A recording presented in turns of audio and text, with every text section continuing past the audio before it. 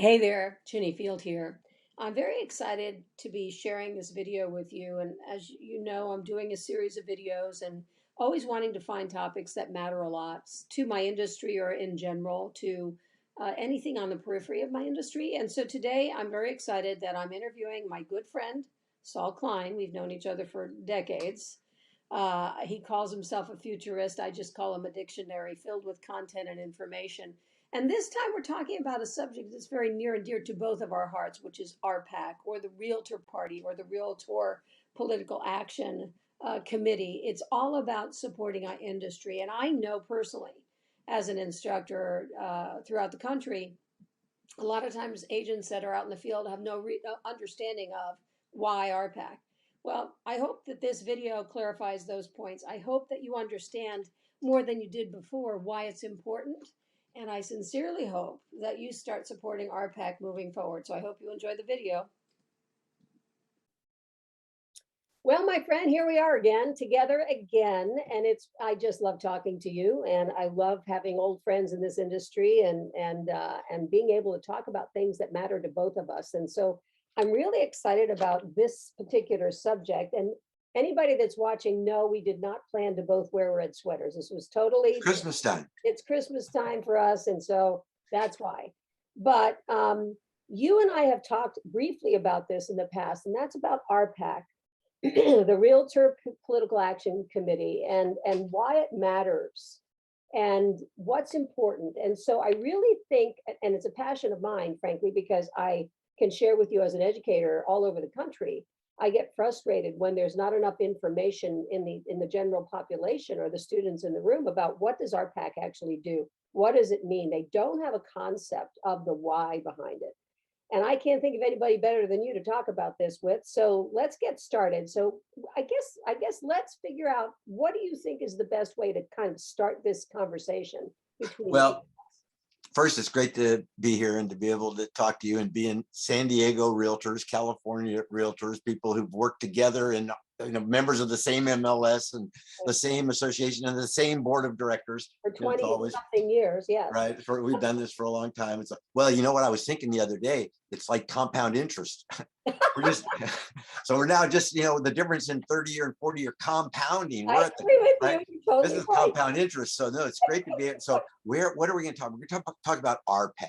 Yeah. And RPAC is a passion to me because real estate is a passion to me, and not just selling real estate, but owning real estate and the opportunity that real estate brings. So I've been a realtor like you for over 40 years. And so I want to start with the preamble to the Code of Ethics, because it, to me, is where it all begins. And I'll read it to you, just a paragraph. Under all is the land. We're all familiar with that.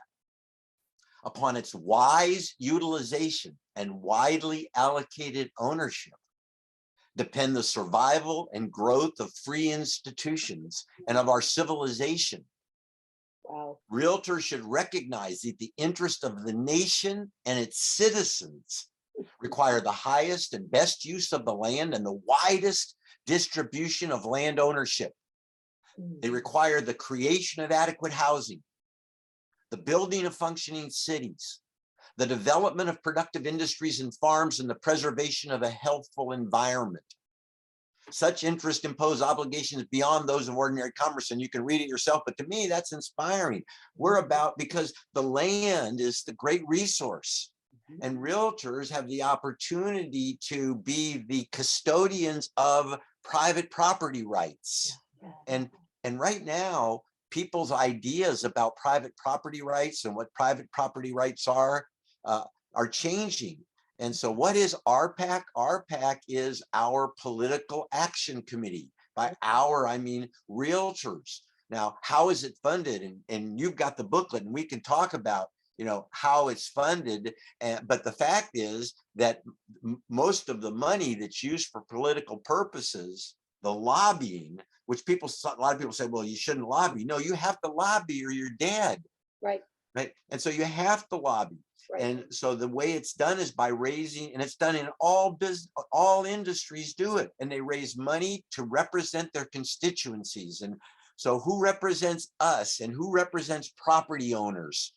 We as realtors represent property owners, and we do it through RPAC, and we do it through our private contributions to RPAC. And while NAR might have an organizational operational budget line item for it, the fact is the money that goes into political advocacy comes from you. It comes from me, and I'm proud to say I've been doing this for over 40 years, and I'm a major contributor, and I have a stake in the system, and I've had the benefit of watching what RPAC has done.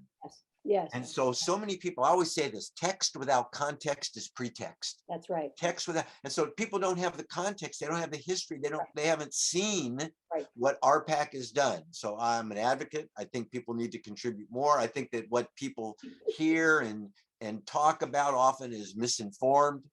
Sometimes is a bit of ignorance involved. Well, and so we need to teach people more about that. Let me talk about that point, because one of the things I can remember when I first started, and I heard about RPAC, and I, of course, I'm from New York, you're from New York. We all understand the issues of lobbying in what could be perceived as a profoundly self-serving way for the wrong industries and the wrong purposes. We know that.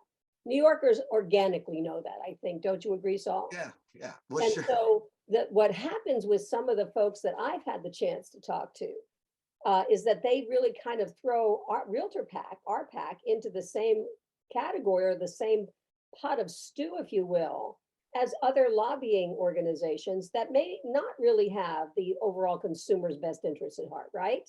They have the corporation's best interest at heart.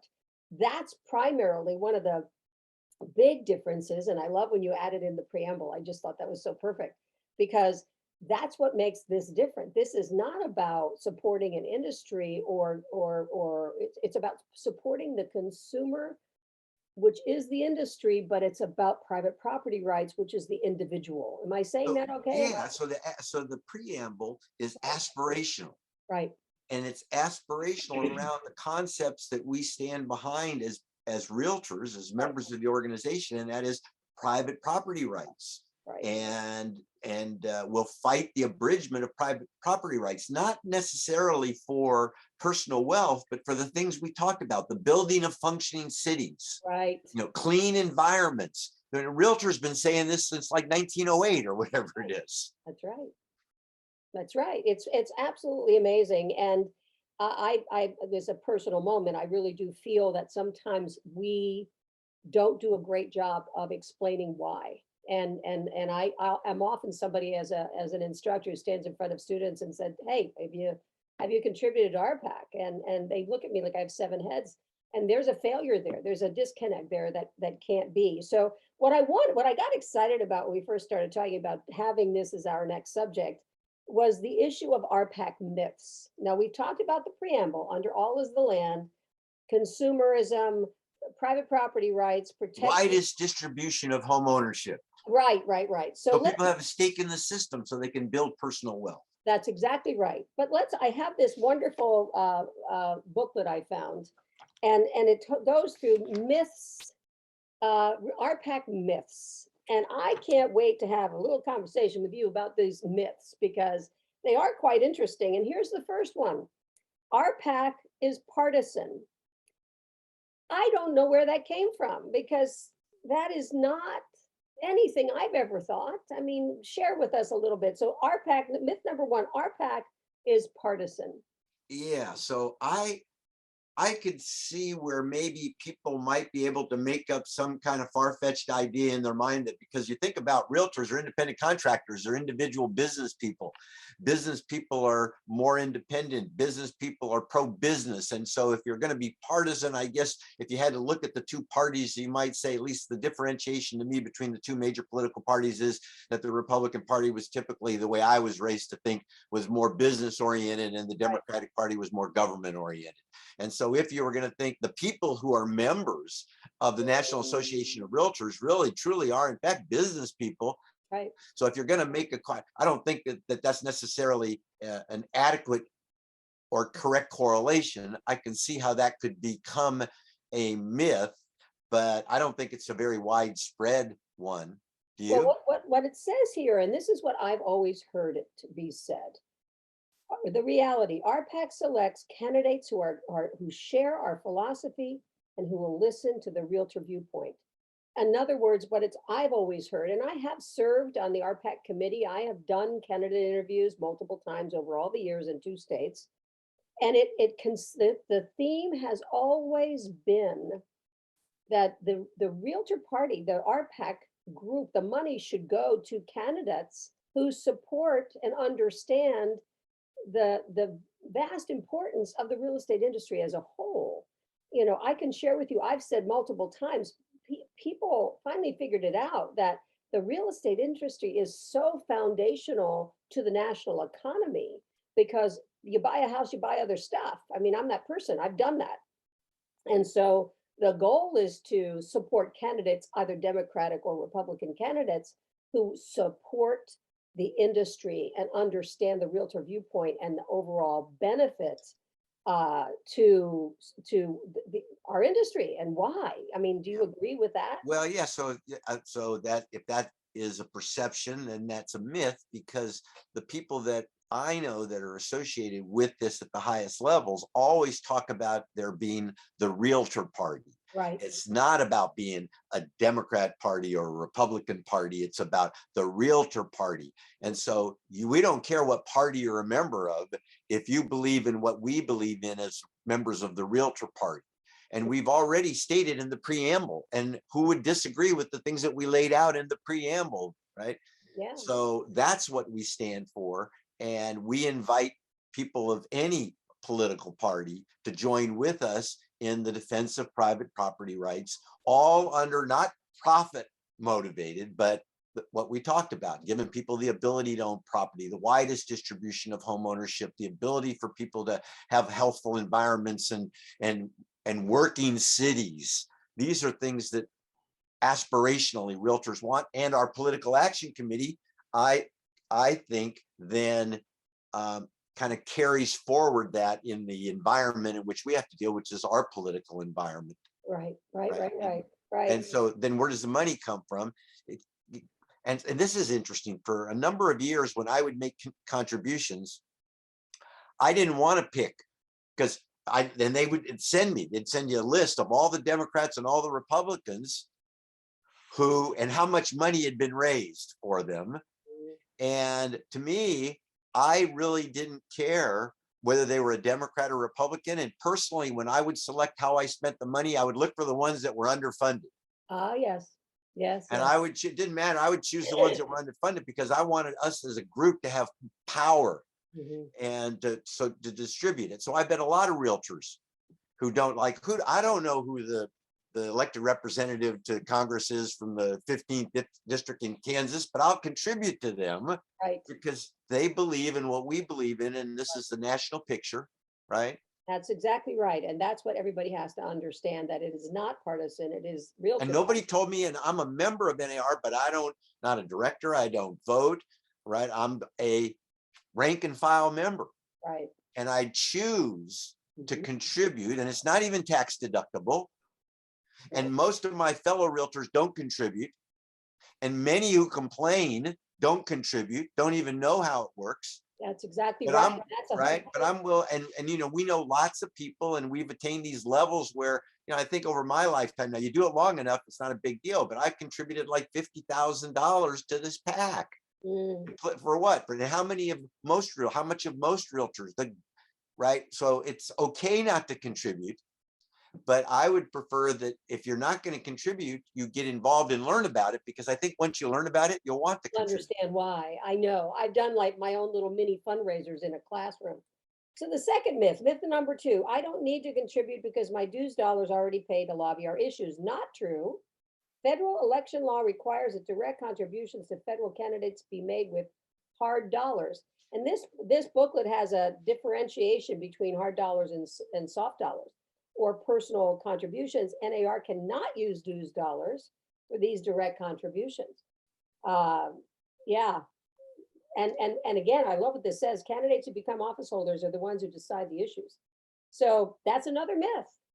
People don't understand. And I think one of the things that I've seen sometimes, and I've never had a problem with it as long as it's explained properly, is that very often on my bill, I will see a section where I can add an additional amount of money to contribute to the PAC. That's not dues. It's a separate line item. That's Do you have a correct. comment? You have a comment on that, Yeah, Saul? well, that's correct. So you don't have to contribute. Many realtors, if I hate to say most on anything, but I would bet that most don't contribute beyond some minor amount of money to the PAC. So it is a myth where people believe that our dues dollars Mhm, are used for political advocacy. That's false. That's mhm, against the law. And what does take place is many of us have decided that this is the best way for us to protect our professions mhm, and the best way for us to protect the assets of our assets and the assets of our customers is mhm, to advocate. And nobody else really advocates the way that realtors do for the land, because we believe down deep in our soul that under all is the land. And mhm. so if you want the voice of people who believe in the benefits of real estate to be heard, you contribute. And that's what we do. And it's not our dues dollars. And anybody who's a member of NAR is probably welcoming to anybody else who wants to join and pay dues. But Yeah. that's not how the No. political advocacy works. So and I want to go through the myths, and then I have some other comments because I think that I have passion points myself. And I do want to talk about those because those are the ones I often bring up when I'm teaching. Myth number 3, my RPAC investment is only important in election years. And this is one of those classic, you clearly don't understand how elections work kind of thing. Because candidates need to begin fundraising in the off year leading up to their election so they are properly prepared when their election year comes around.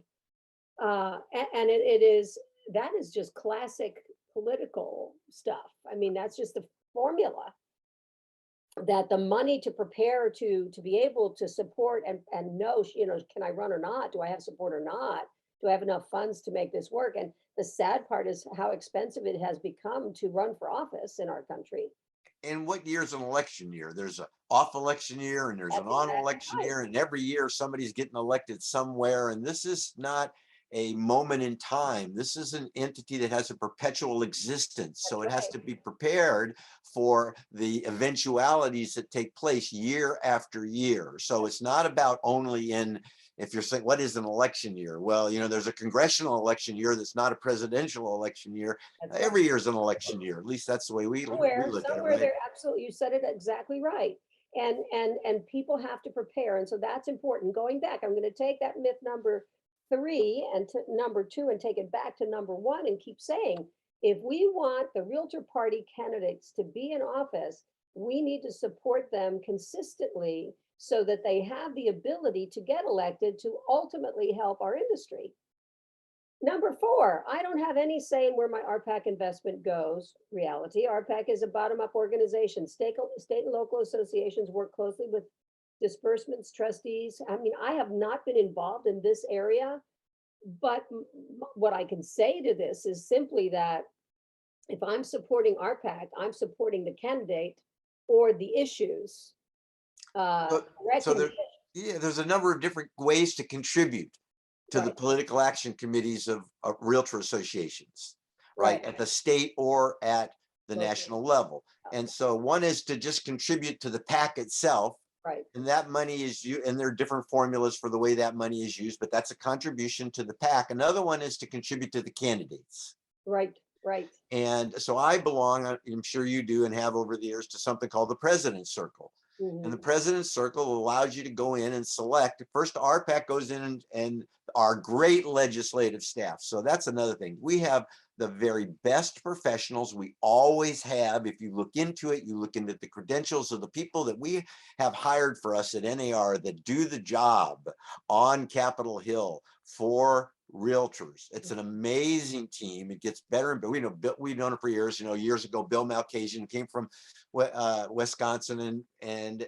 he's been moved on and retired. New team has replaced him, but just really, really top-notch people that are there to advocate And a lot of this takes time, right? It's relationships that are built over time. And so there's a lot to this. Yeah. And so if you, there are different ways to contribute along the President's Circle. You can pick your candidates, and they'll give you a list of those that support the issues that are important to realtors, as laid out by the Legislative Committee of the National Association of Realtors, which is made up of who? Members. That's right. So it's members are deciding which political issues are important, which ones should, right? And then as our legislative advocates look at that and know, and then through the money that's raised for political advocacy, it can be deployed.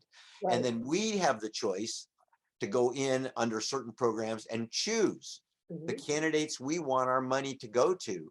And so you make the choice, and it's all done online now, votesane.com, and you can go there and you can make the selection, and it comes off your credit card, and it's easy to do. Easy peasy. I agree with you. Myth number 5, and this one always gets me. RPAC buys votes, adding to my distrust of politics. Reality, RPAC does not buy votes, period.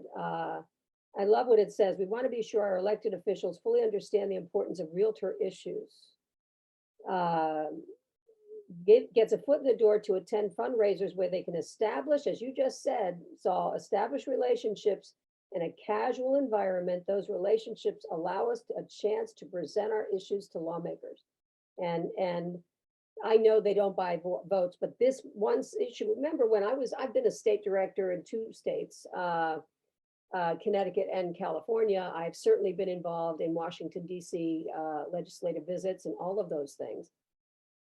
And the goal is to be heard. And it's very frustrating because when you go into some of these offices and you're trying to present the reason why on a specific issue, the fight, the pushback is palpable sometimes. So you have a lot of people pushing their agendas to politicians. Politicians today don't necessarily understand the issues, and so staff understands it. And so the politicians are here today, gone tomorrow. You have to get them to really understand your point. This takes time. This takes being able to get the picture in front of them. It takes relationship with the staff. It doesn't happen overnight, and it's not about buying votes. It's about, and maybe it is about access to a degree, but it's the same access anybody else could have.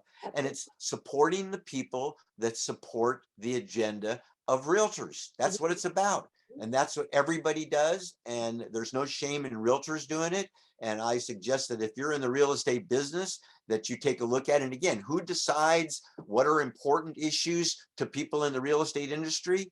And all done within the legal framework and all done legitimately and legally. That's what our PAC does. You know, take for instance, how many people legally take deductions on their tax return? And I would say most people, if they know about them, legally take the tax deductions on their tax return. Why? Because it's set up that way. Right. And so the government is set up to work a certain way, and certain entities and certain organizations work a certain way. And it's no different in the political advocacy arena. And so we're fortunate, but it's not free. Right. And that's another thing. How come NAR doesn't do this? How come well, because we don't have endless money. Why? Because not everybody contributes. That's right. That's right. And you know what you're doing is you're bringing me to the place that I want us to go next and talk about successes, because when I have stood in front of classrooms and I bring up certain things and they look at me like, what? I never knew that. I mean, we could talk about mortgage interest deductibility. We could talk about everything from coastal commission stuff locally in California. But think about federal taxes, things like, which is an issue today, something like 1031 tax deferred exchanges. The capability for mom and pop to build estates with pre-tax dollars.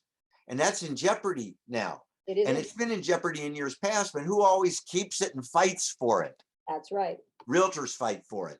And so, and you talk about mortgage interest deductibility, you know, that has been around for a long time. What people are motivated to invest in housing because they get this government incentive to do so. And why? Because we believe, and we do under All is the Land, we believe in the widest distribution of home ownership. So those things that will help encourage home ownership, we're behind it. Who spends the money to lobby for this? Realtors. So things that benefit our customer, owners of real estate, buyers and sellers of real estate. Yes, for us realtors, and for our clients, which are people who buy and sell real estate, and for the country. Yeah, I mean, you hit on the two most important ones that I just have heartburn over, and that's the 1031 exchange issue and the mortgage interest deductibility issue. But the other thing we have to talk about, that this is not just federal, this is also state. A state can create a very, very negative impact on the real estate industry just by creating its own law. And Well, so in California, we have our own PACs.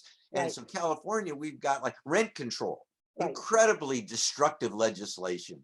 People don't realize how destructive that kind of legislation is. Who are the people that fight for the property owners?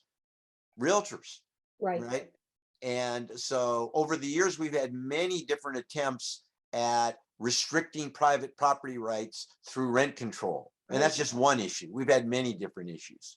One of the things that just occurred that that because I do so much work with the senior population, that was a negative issue is, you know, the tax portability to the inheritors, and it still exists with direct property primary residences, but the laws changed with respect to investment properties and property tax transferability, which creates then a situation where that inheritor is now going to be taxed at current market rate because the law changed. So they're forced to sell the property because they don't have enough money to pay the tax. Pay the tax. And see, that's another place that RPAC or the Realtor Party campaigns or lobbies, if you will, but we don't win them all. And that one, to me, when I look at that, because as you said a moment ago, 1031 exchanges creating future wealth for the family member, but you still have issues of property tax portability with non-primary resident properties that will absolutely negatively impact the inheritors of those homes. So absolutely. And we didn't win that one, you know?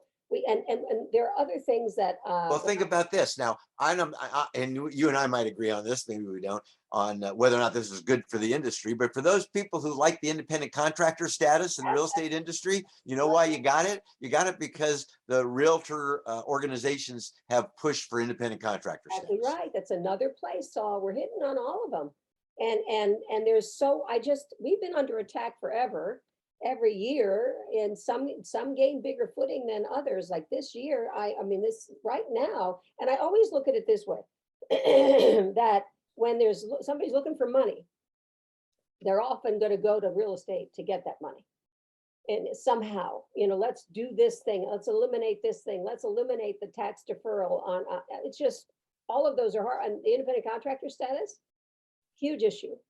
And where is that going to go, and how is that going to end up? And there's so many other issues that people don't realize, people in our industry don't understand, that that's what our PAC or the Realtor Party does, is we work very hard to protect our industry, our personal businesses, real estate property rights, doing our best to prevent negative impact taxes, such as what we just talked about. Rent control is another issue. We don't win them all, but sometimes we can't win them because we don't have enough support. Am I wrong? Business property tax locally. Yeah. Right. So no, it goes on. And my recommendation is, as a professional, somebody who believes they're a real estate professional, that means more than just listing and selling real estate. Absolutely. You're a business owner. You're a business owner. You're a business owner. And so you need to participate in the business improvement districts. You need to participate, particularly now, Right. because there's so much opportunity going to be pushed into the real estate industry here over the next couple of years, a lot of it through the government. And if I were still actively listing and selling real estate today and working with investors, I'd be looking for the money that's coming into my city. I'd be looking for the opportunities. I'd be looking for the transportation corridors and looking to where those opportunities are going to be for added wealth, you know, increase in values. Great time to be in real estate, but people need to understand there's a lot more to it than the sale, than the transaction. Yeah. And people focus on the transaction side and they don't focus on the business side, and then the political side, which is a big piece of listing and selling real estate. And you know, I think what's important for anybody that is maybe my hope with what we're doing right now, Saul, is that we've enlightened some people. And somebody said, wow, I didn't know that part. I didn't know that part. I didn't know that part. One of the other things that, you know, I'm always concerned about is estate tax issues and taxes in general. That because estate tax issues affect real estate. Well, you mentioned the one thing, and that is, and we fight with this, have fought with local officials in particular for years, point of sale. Yes. Oh, yes. Right. Oh, So if we want the houses to be more cleaner, we want them to have different flush toilets. We want to, well, nobody can afford it. Yeah, just tack it on the sale. And so all of these different things get tacked on the sale. If you're not careful, who fights to prevent those types of things from happening? And it's really about, free enterprise. It's about freedom. It's about liberty. It's about private property rights and what happens when people are given private property rights. Right. And there are restrictions, and there are people that want to restrict it, and that doesn't mean that they're wrong, but if you believe you're right, then you have to put up an effort. Yeah.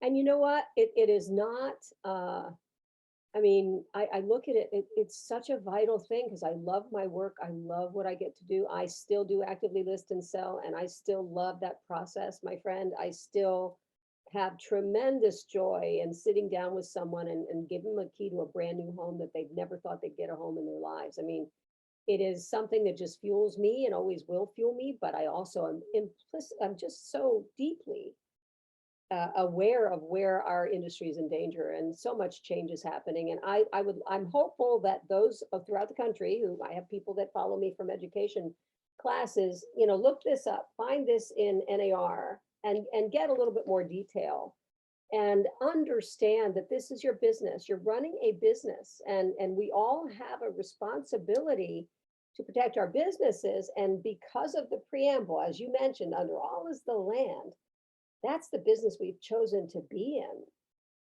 And in my opinion, therefore, we have a responsibility to do whatever we can do to support it. I know you agree with that one, my friend. Yeah, and own all we can when we can, right? Own all we can when we can. You're right. I mean, that's one of the great things, is being able to create wealth. There's somebody I met not that long ago who came to this country as an immigrant. He had next to nothing and started investing in real estate. And it was just him getting the fact that if I do this, I can create wealth and create security, something he could have never had before. And worked very hard to that. Well, we have you with investors, me with seniors specifically, we have an obligation to help do what we can do. And that, if it's $100 a month, I can't believe you can't afford $100 a month. It might not be enough, but anything is better than nothing at all. Yeah, now's the time. Yeah, now is the time. It is Giving Tuesday for this time, at this time period when we're making this video. Maybe you should do it today. What do you think, Saul? I'd say do it right now, right? While the getting's good. No, this is the time to do it. There's going to be tremendous opportunity in the real estate industry over the next couple of years. And at the same time, there are some things that can happen that could be major setbacks. Totally so. And so people need to be active. They need to be aware. And here's something else. Being aware is a differentiator. Right. One realtor is the same as another realtor. That's what people say. And then people say, no, I'm different. Well, how are you different? You put a lockbox on the property, you put a sign on the property, you advertise it on the internet. You're the same as everybody else. And so but if you're active in the community, if you know what types of things are coming down that are going to help the community, you can speak about them. When you're selling real estate, you can talk to people about, and I also know that there's going to be a park over here, right? Having this kind of information. And where do you get it? You get it by participating at your local association of realtors. Oh, totally so. I started that almost immediately. As soon as I went into the business, I started volunteering. I've been involved in organized real estate a really long time. I mean, I think I was in the industry 2 years and I was already volunteering.